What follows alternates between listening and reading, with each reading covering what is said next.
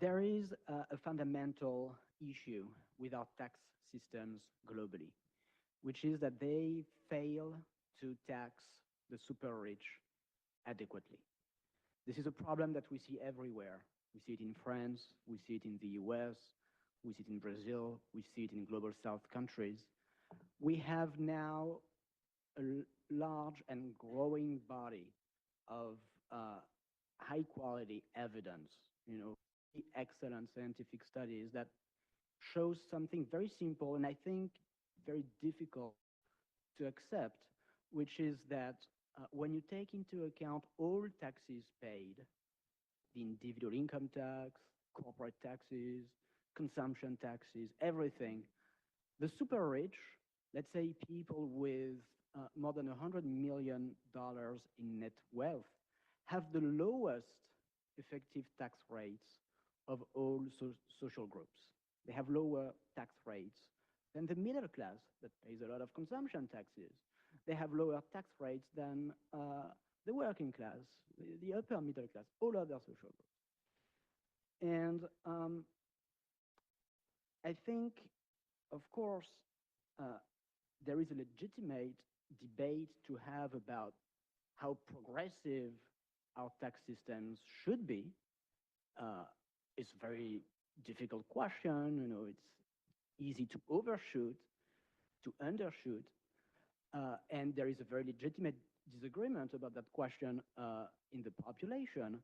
But I think nobody, or almost nobody, condones the notion that the most powerful economic actors, the wealthiest individuals, should be able to pay less than the rest of the population.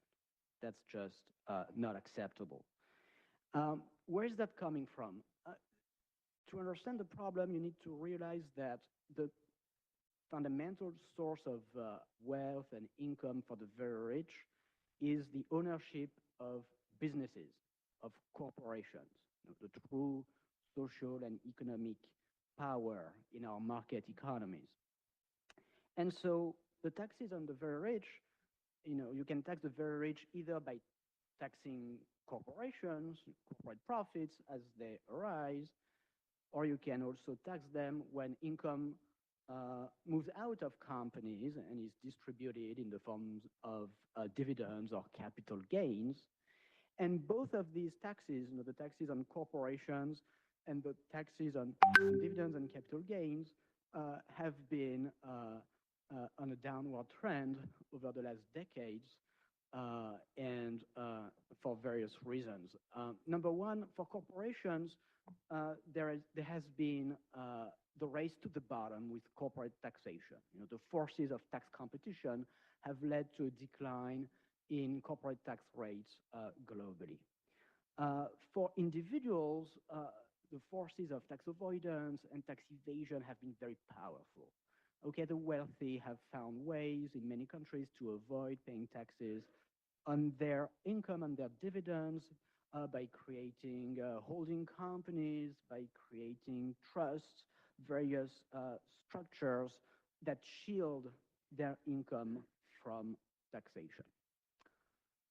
So to address these problems, we need a fundamental rethinking of our international tax system. To put it very clearly, we need to invent new forms of international cooperation. And the work of ICRICT has been essential in that area. ICRICT essentially put on the agenda the idea of a minimum corporate tax. I remember when we were discussing this, 5, 6, 7 years ago, the idea that countries could come together and agree on a minimum corporate tax rate, that was viewed as utopian. Nobody talked about that. And then in 2021, more than 130 countries actually agreed on a common minimum corporate tax of 15%, which is insufficient in many, many ways. 15% obviously is a very low rate, way too. But at least demonstrates that it's possible to actually choose coordination instead of competition.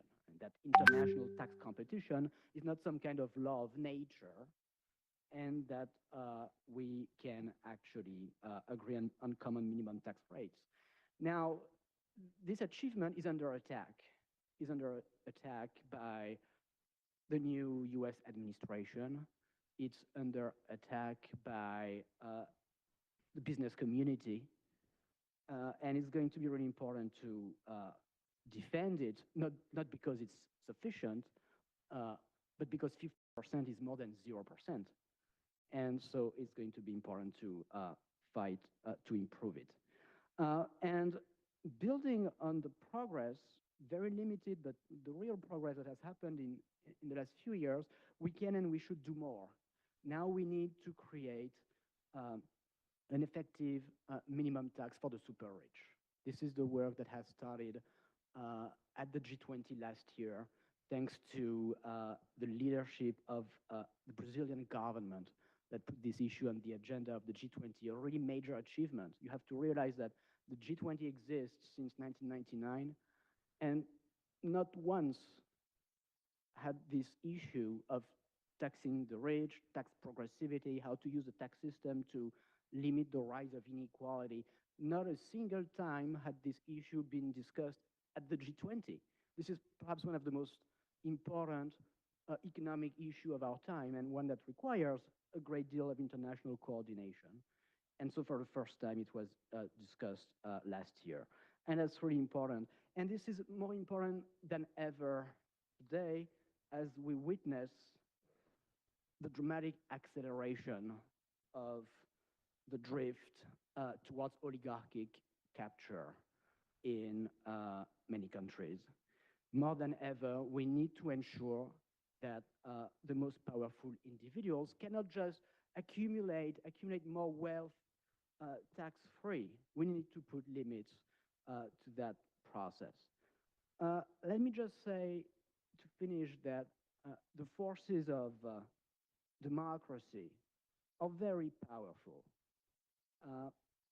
And they have prevailed in the past, and they will prevail in the future, including in the United States, where there is, like in all countries, a very powerful anti-oligarchic sentiment.